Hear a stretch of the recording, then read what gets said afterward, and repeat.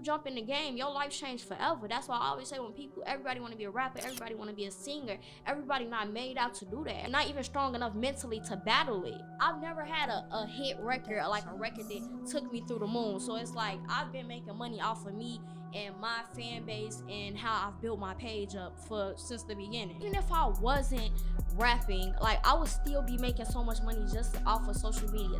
And that's because it's a different lifestyle. That's why all these people are like, what the hell, like this the same girl from when she was little, because it's a different fan base. It's different people on all different sites, and I'm making money on all different sites. It's serious. The industry is serious.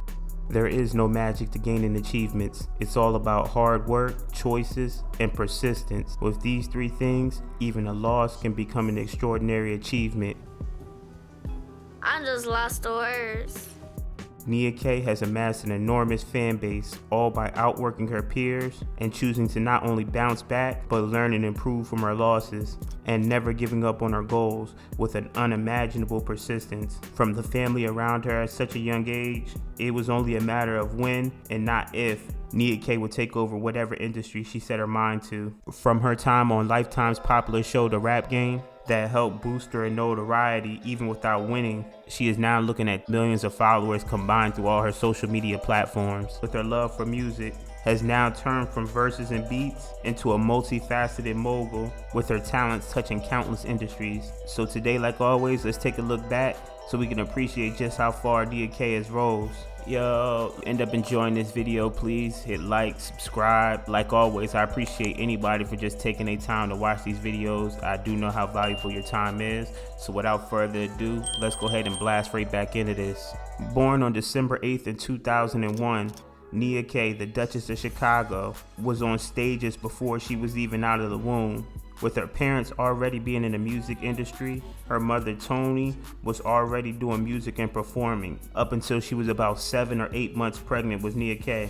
And her father Seneca, who's also been her manager throughout her life, who was a rapper who, along with his brother, was signed to a management company owned by the rapper 2 Chainz. From an early age, her father would have Nia Kay in the studio around some of his already established rapper friends. Growing up in this creative environment would spark an obsession for music with Nia.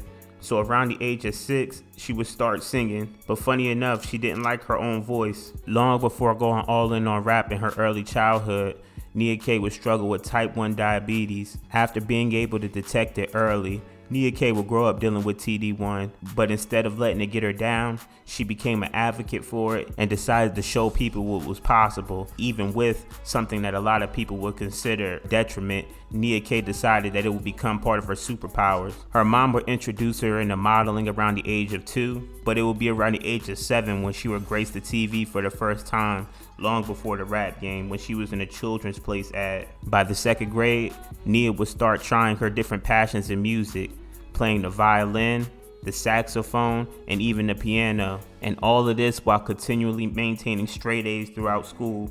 She was writing ever since the age of 6. By the time Nia Kay was 10, she would start a rap career with a bang, shooting her first music video. Her father, Seneca, with all the connections that he had, would see a lane for Nia Kay in the music that she was creating. He showed Nia Kay a video clip of B. Simone, who currently is a comedian but at that time was a rapper. After viewing her freestyle, Seneca would ask Nia Kay did she feel like that was something that she could do too. Little did she know how many times she would go viral through those freestyle videos. Rapping for the love of it is great, but Nia Kay would start taking her craft as a business. Back when IG only had 15-second videos, Nia would put her best bars out on everybody's beats. As her fan base grew, she started tagging local artists around her area and telling her already growing fan base to tag them as well. She ended up using a sort of TikTok approach way before TikTok was ever created. And because of this, it helped grow her in notoriety, seeing over millions of views before the age of 12. Eventually, she would discover season 1 of The Rap Game. Knowing that she could rap with anyone, she set her mind to taking over The Rap Game. She continued her freestyle videos online and started tagging Lifetime, Jermaine Dupri, and again telling her fans to do the same. She finally succeeded when she got a repost from Jermaine Dupri, implying that she will be on the next season. He reposted me several times and I got the call to come to the show. That's what made me really realize that dreams do come true if you work for what you want. Still a little bit skeptical, she would continue doing the same thing that she'd been doing. She wasn't 100% sure that she was on season 2 of the rap game until she got the call to go to Atlanta, and that's when it became real. We did not get a notice to a couple days before, like with the actual flight, the actual date, the location and everything. So everything was like scramble mode and crazy. Season 2 was a really big season that solidified the rap game as a brand and its place in reality TV history. We've already dropped videos on some of the previous castmates like J.I. and Lil Key, so make sure y'all check those out next if you haven't seen them yet.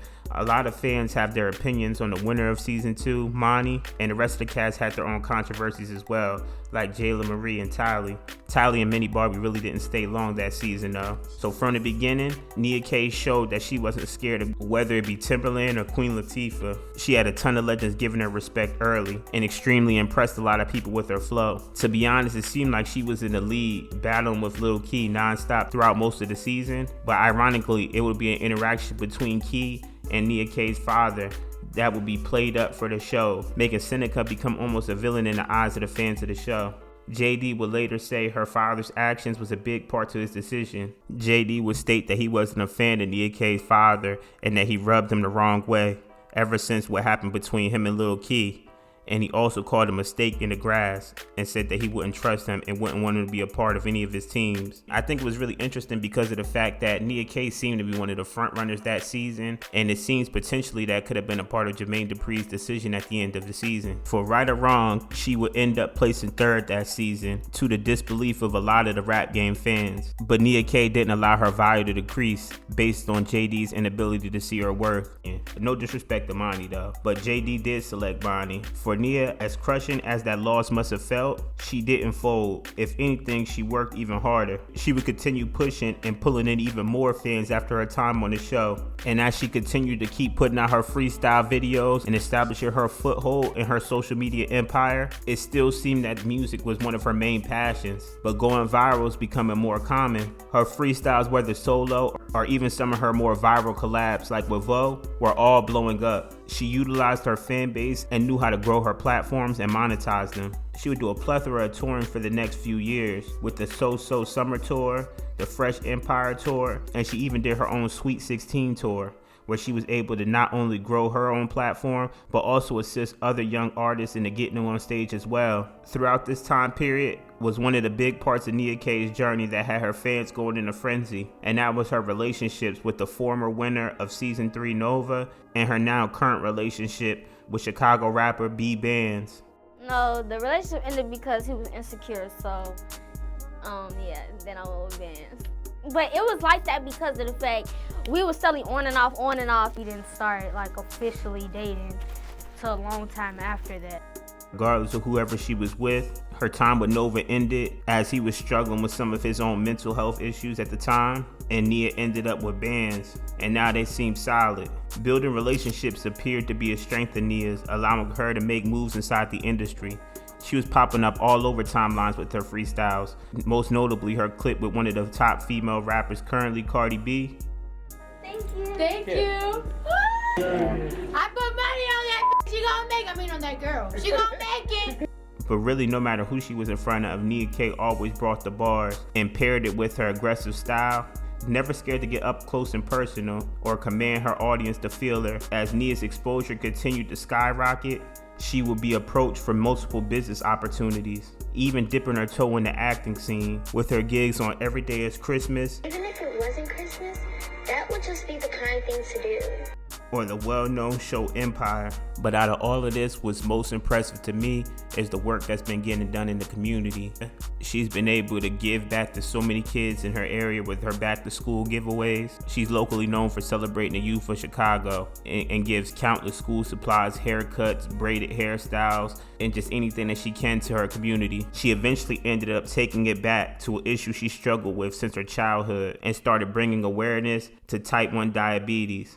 It took a lot of perseverance in me to know why God placed this disease on me over something that you have, because all of us literally are brought here for different purposes, different reasons. With her work, she has stepped up as an ambassador for the JDRF, the leading global type 1 diabetes nonprofit. And in her new role, she's joining efforts with the organization to help educate the public about the life-threatening autoimmune disease and the importance of early detection. This alone can help avoid so many severe conditions for people at the onset of the disease and ultimately help save many people's lives. After a full decade run from her childhood into adulthood, Nia Kay is still dropping music. With her new look and a focus on health, she's now signed to her own label owned by her and her father called The Branch. Nia is into her own mogul mode, fully embracing the wins and learning from the losses. Nia Kay has inspired people of all ages with her story, encouraging them to pursue their dreams with the utmost determination, but always maintaining patience on the journey. You may encounter many defeats, but you must not be defeated. In fact, it may be necessary to encounter the defeats so you can know who you are, what you can rise from, and how you can still come up out of it. Appreciate all y'all support along this journey, and we just gonna keep it pushing. If you're still around, like, comment, and subscribe. And like always, we out of here. Now go ahead and drop that outro. I done said a lot of things that I can't take back, and if you wanna know the truth, there's a lot of good things that I know I like. I can't talk to you, I can't tell you the truth.